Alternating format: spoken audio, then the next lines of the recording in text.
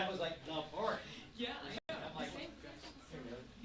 yeah, you said the presidential party. Yeah, and I was like, yeah, and I was like, oh my God, like, it could have been fun. It's not, despite the background. Former comedian, you know, and I desperately needed them. I had two judges so broken that they were great. It's really up here, so it's like a nice.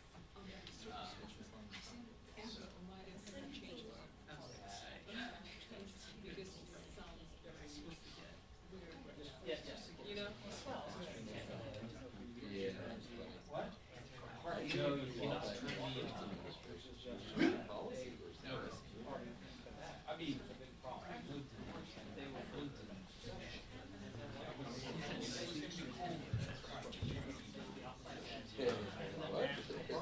Probably. Yeah. It's only temporary. It's not like, you know, if I was going out to lunch. Yeah. They wanted me to talk to them now.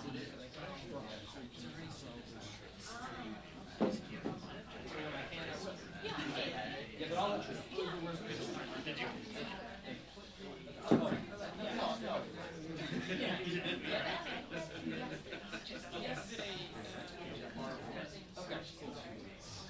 Yeah, our recall option class. Bro, I wasn't like. No, I know, but it doesn't. You know, I don't think that's much smart. Crossing. Yeah. Was that the most prayer? Yes.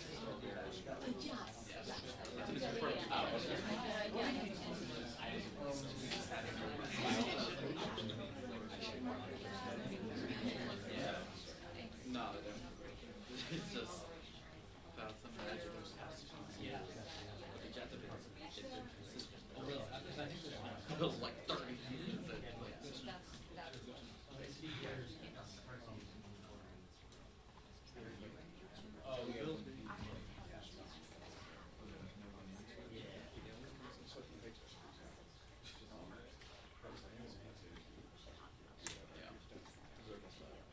Go way back, so.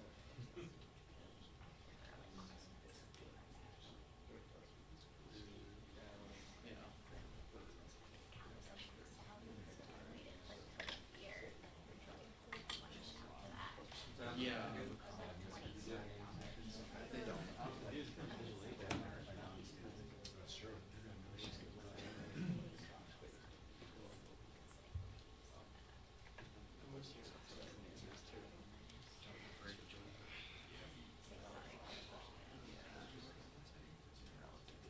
Oh, yeah.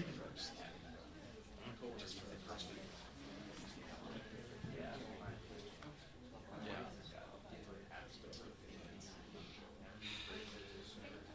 Yeah.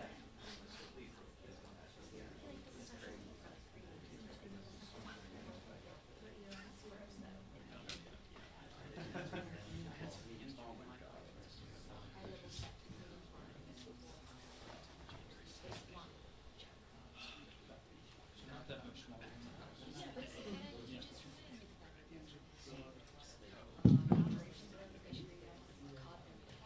Yeah, and I'm thinking like, There was a proposal here to grow the size of the house because of the size of the population. This week that you represent. And then you have, the figure they came up with was like 800 members in the house. And so the part of the proposal was where to put everybody, like they have to go for office buildings and all sorts of crazy. Because then you have, and then you have, I just don't know what's the problem. yeah. I don't know what to do about it. But that's very interesting. Like, I think I've read this much, and they and seeing Well, yeah, and this was just a proposal by some groups who pay attention to this stuff. Yeah, but they were advocating for it. They said here's what we should be doing. So I I remember there was a conversation about this several decades ago, about really growing the size of the house.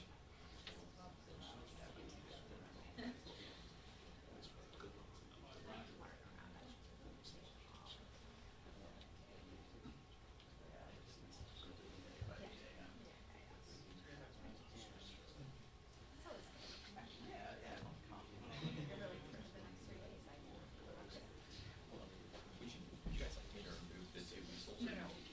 Keep them? Yeah, thank you.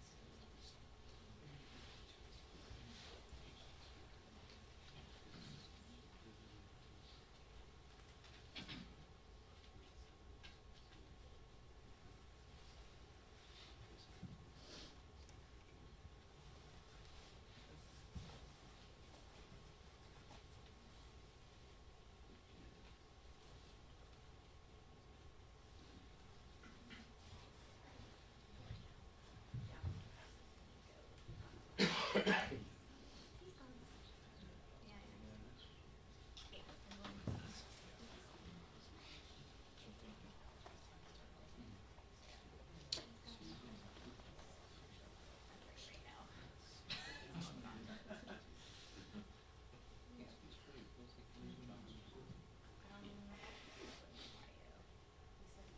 Usually he's.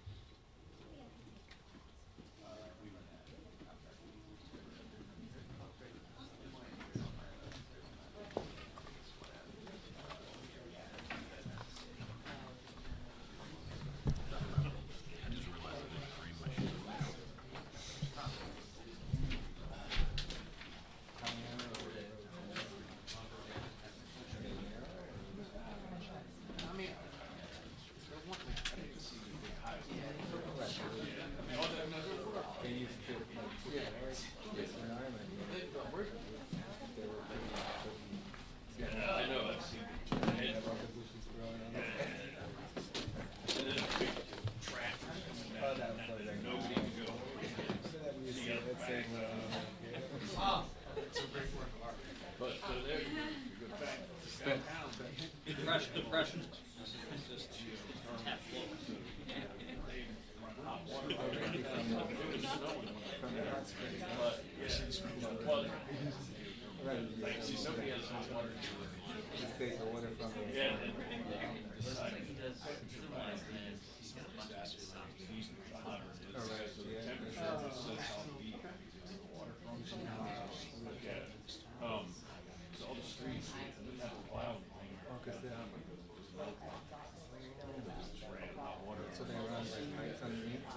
Yeah.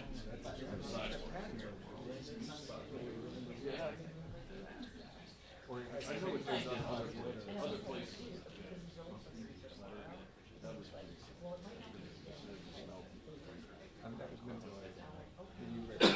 It's pretty cool. It's expensive once you get there because they supplement. The way they started showing people on their way to Europe is to have that as a stopover. Right, layover back in the day. So it's cheap getting there and cheap when I went, but it was 2005. Still need to stop. Yeah. But not like Stop trying somewhere. I got it. But it's cool. It's awesome. It's like going to the moon. And then Great review.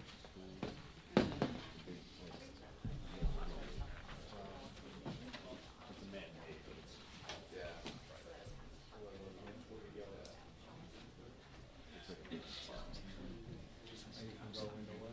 yeah, it's like 100. Well, it's different temperatures, and then they have waterfall, cold water they can go in, and then they have the sauna. It's nice. Maybe get a massage. Yeah, everybody goes to Blue Lagoon. That's one of the main, like, the most. It was great, and it was cold outside. It was not real cold, not 30. It never got colder than like 28. But it was early March. Yeah. Yeah, it never got crazy cold. Whatever. It was fun.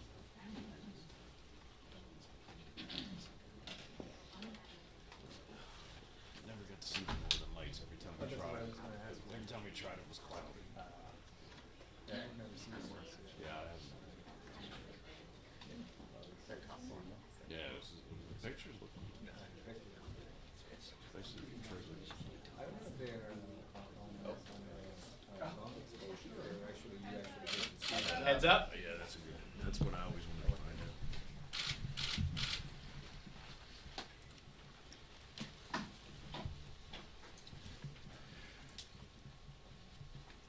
Good morning, everyone. House Republicans can no longer hide their intentions from the American people. Their extreme budget plan is out. It's a 50-page document. I have it in my hands. And it's available for all of the American people to read. The House Republican budget plan is a contract against America. It will hurt working families, hurt the middle class, hurt our children, hurt our seniors, and hurt our veterans. The House Republican contract against America will end Medicaid as we know it, destroy the Affordable Care Act, and eliminate the mortgage interest deduction, which will raise costs on tens of millions of working class and middle class Americans. The House Republican contract against America is an extreme plan that will not lower costs for everyday Americans. It will make our country more expensive. House Democrats will oppose this extreme contract against America, and we will push back against it on behalf of everyday Americans with every fiber in our body. Questions? Janet. We're approaching this deadline in mid-March to fund the government. Can you give us some sense of specific things the Democrats would want in these negotiations? Would you want the Obamacare tax cuts, or the things that would go up by millions and millions of Americans to be maintained? Would you push for the wildfires without strings? What are the 2 or 3 things you're going to want in that bill? With respect to the upcoming March 14th spending deadline, Republicans now control the House, the Senate, and the presidency. They promised the country that they would lower the high cost of living. We are willing to work with our Republican colleagues to address the cost of living crisis that we have in the United States of America, or any other issue that will improve the quality of life for working class Americans and the middle class. What we are not willing to do is to enable extreme MAGA Republicans to have a blank check so they can enact massive tax breaks for billionaires and wealthy corporations and make working class Americans pay for it through cuts to Medicare, Medicaid, Social Security, veterans benefits, or nutritional assistance. The ball is in the Republicans' court right now. They're going to need your help on getting some votes on this. Have they come to you with some of these requests already?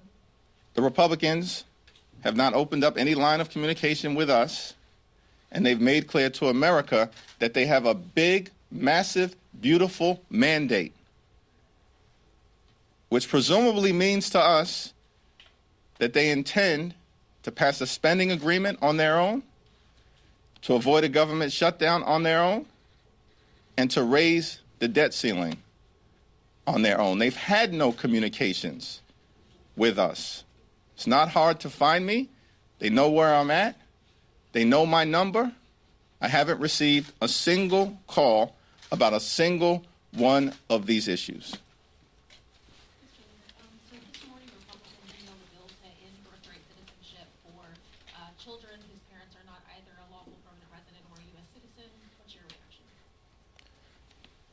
House Democrats are prepared to work together with our Republican colleagues to find common ground with respect to securing our border, with respect to fixing our broken immigration system in a bipartisan and comprehensive way, and with respect to defending dreamers, farm workers, and keeping families together, which is a high priority throughout the House Democratic Caucus. Do you reject a bill like this? Haven't seen the legislation, and so I'm not going to comment on the specifics of the legislation, but we have no plans to support any extreme agenda that the far right wants to jam down the throats of the American people. We've made clear we will work together to secure our borders. We will work together to fix our broken immigration system in a bipartisan and comprehensive way, and we will defend dreamers, farm workers, and families. Thank you, Leader. The President this week rolled back a number of diversity, equity, inclusion initiatives, rolled back LBJ's affirmative action initiative. I wondered what effect do you think those have on American families and how Democrats are going to respond to them? Diversity, equity, and inclusion are American values. It's about economic opportunity for everyone. We support merit for everyone based on what you know, not who you know. The problem that seems to be unfolding is that there are some in this country who want an America of the billionaires, by the billionaires, and for the billionaires. Not for working class Americans, middle class Americans, or everyday Americans. A country of the billionaires, by the billionaires, and for the billionaires. Diversity, equity, and inclusion are about economic opportunity for everyone, even if you're not wealthy, well off, or well connected. These are values that everybody in this country should embrace. And we're going to take this issue, working with the civil rights groups, head on. Thank you, Mr. Leader. This is a follow-up to that question. Now, do you have a plan in place to combat Trump's DEI executive order, or is that something that you're going to have to work on? No president in the United States of America can change the Constitution or change law like the 1964 Civil Rights Act, by way of example, through executive action or executive order. It can't happen. So it's my expectation that in response to all of the activity that we've seen this week, it will unleash an avalanche of righteous litigation on behalf of the American people on that issue and on many other issues. Thank you. Thank you, Leader Jeffries. Since President Biden left the office, Democratic Party doesn't have a clear leader as the face of the party. Are you going to become that new leader, and is it something that you're looking at to assume this role? It's my honor to serve as House Democratic leader. We've got a strong House Democratic caucus. Republicans represent the smallest majority since the Great Depression when they're at full strength. And over the first 100 days, when there will be 217 Republicans and 215 Democrats, despite their claims of a big, bold, beautiful, massive mandate, we're searching for it in the House of Representatives. We're going to stand up on behalf of everyday Americans as a caucus, as a unit, as a team.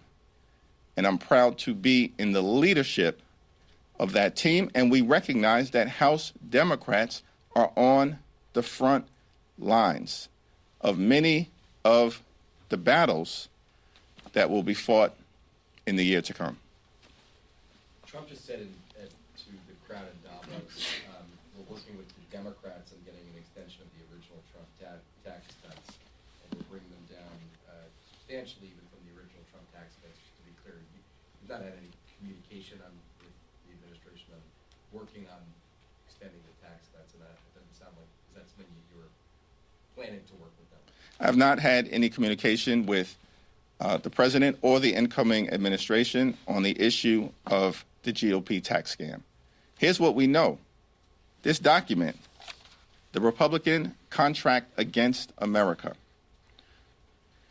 the reason why it exists, the reason why there are so many extreme cuts in the GOP Contract Against America, including ending Medicaid as we know it, eliminating the mortgage interest deduction, and slashing and burning the Affordable Care Act, is because extreme MAGA Republicans in the House who put out this document want to enact massive tax cuts for billionaires and wealthy corporations and stick working class Americans with the bill. We're not down with that approach. Can I say it any clearer? Thank you, Mr. Leader. Last year, House Democrats spent a lot of time talking about Project 2025. You spoke about it weekly during press conferences. There was a big kind of hearing. A lot of the executive orders that President Trump has signed come straight from Project 2025.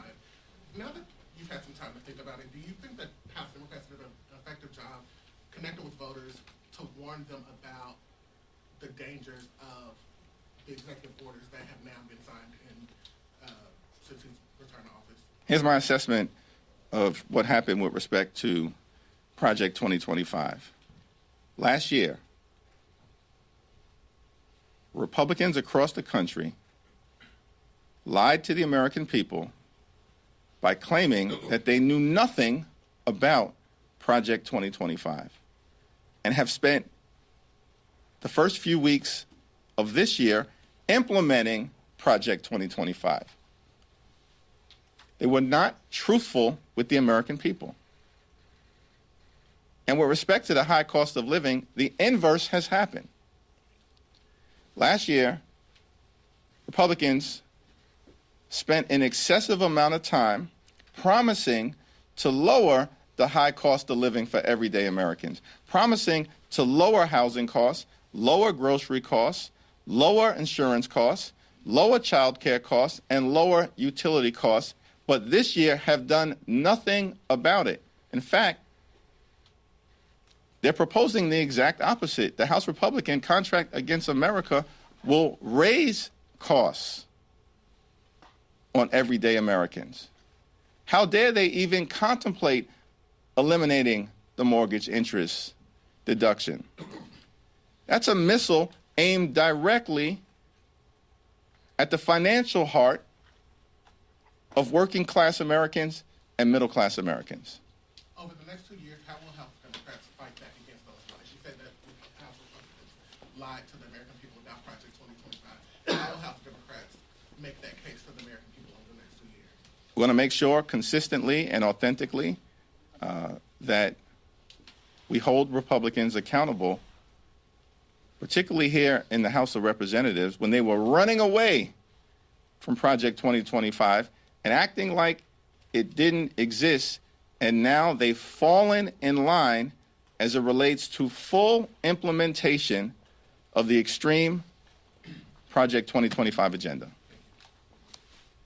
Thanks, Leader Jeffries. There's new reporting that Republicans, House and Senate, are now weighing a plan to attach California wildfire aid to a debt ceiling hike. Is that something that Democrats could support, that pairing? It's a non-starter.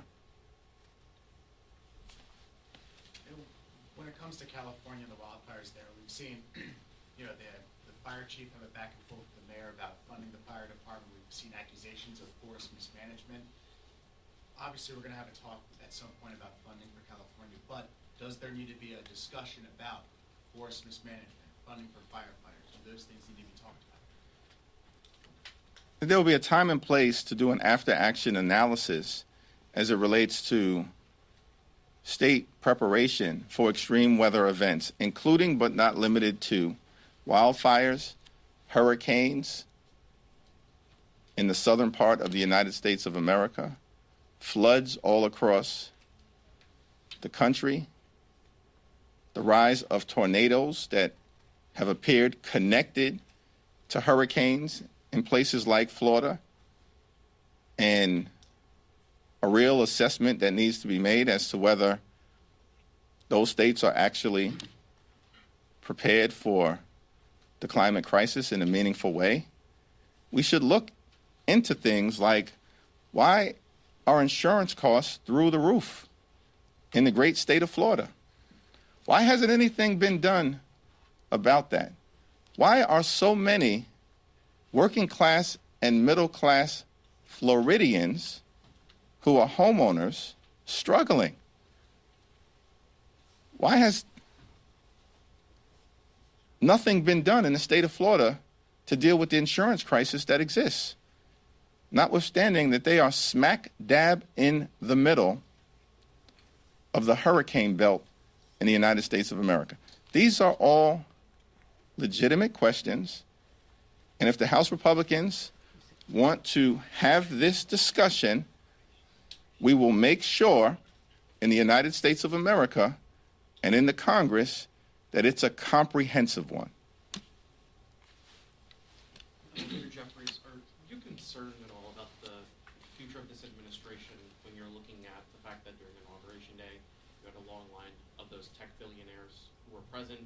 Elon Musk is now reportedly has an office in the EOB. Do you think that there's a possibility that Silicon Valley could have more of an influence on the president and the decisions he makes? The bigger concern is, what kind of America are we trying to create? House Democrats are focused on making life more affordable for everyday Americans, because we recognize that housing costs are too high, grocery costs are too high, insurance costs are too high, child care costs are too high, and utility costs are too high. America is too expensive. It is not acceptable in the wealthiest country in the history of the world that there are far too many Americans struggling to live paycheck to paycheck. It's not an acceptable thing. And House Democrats are ready, willing, and able to work with this administration and our Republican colleagues to build an affordable economy. We are not going to work with our Republican colleagues to build a country of the billionaires, by the billionaires, and for the billionaires.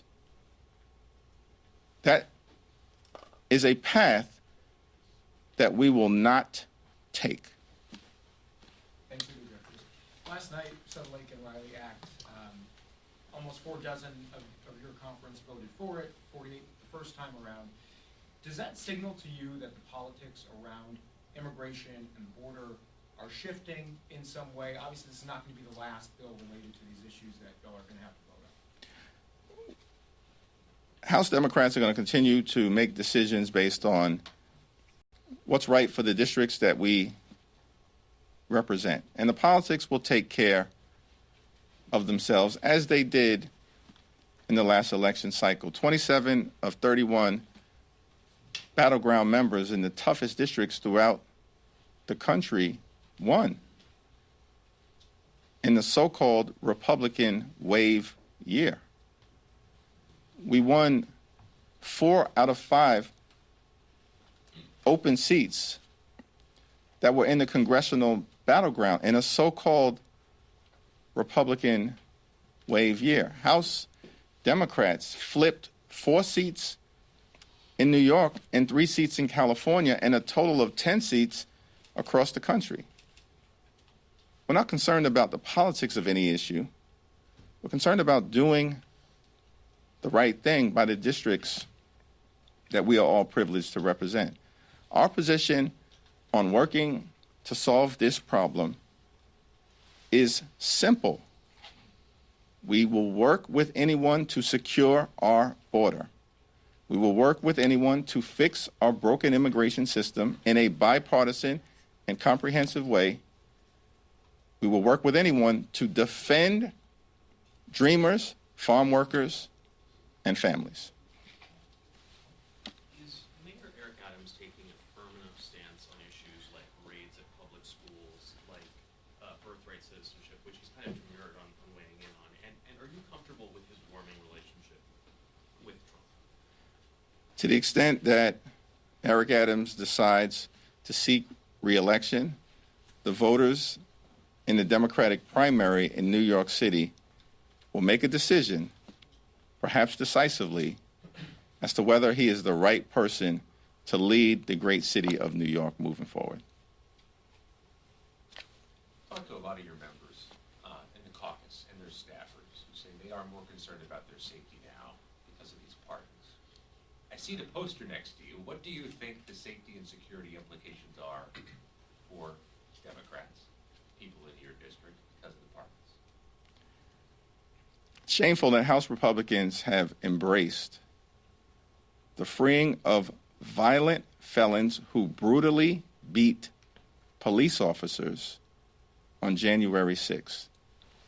These are violent individuals who beat police officers severely with fire extinguishers, sticks, flagpoles, and other types of weapons. Officers were tased.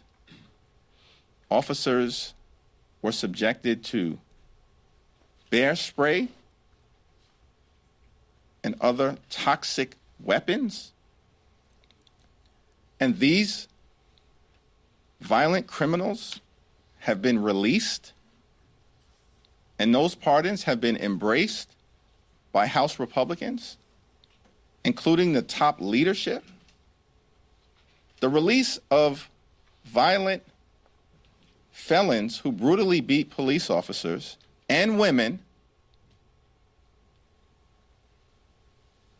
doesn't make America safer. It undermines public safety in community after community after community in the United States of America. Shame on my House Republican colleagues. What happened to backing the blue? Next question. Thank you very much, Freddie Hayward from the New Statesman. You just said that DEI represents American values. I was wondering to what extent you've learned from the election in November, and I'm wondering to what extent your opinion on DEI has changed. It seems like many of your co-patriots don't agree with you. It's not my understanding, based on anything that I've seen, that support for diversity, equity, and inclusion had anything to do with the results in November. The results in November had everything to do with the high cost of living in the United States of America. And that should be everyone's takeaway, along with the importance of working together to secure the border. Diversity, equity, and inclusion are American values. Perhaps I can explain. The motto of the United States of America is E pluribus unum, out of many, one. That's diversity. The 14th Amendment to the United States Constitution, one of the most important amendments in our country, provides equal protection under the law. That's equity. In this country, we pledge allegiance to the flag of the United States of America, a flag that we just presented to the new president and vice president. And in that pledge, we promise one nation under God, indivisible, with liberty and justice for all. ALL. That's inclusion. Not complicated. Diversity, equity, and inclusion are American values. It's about economic opportunity. It's about merit for everyone, based on what you know, not who you know. Thank you, everyone.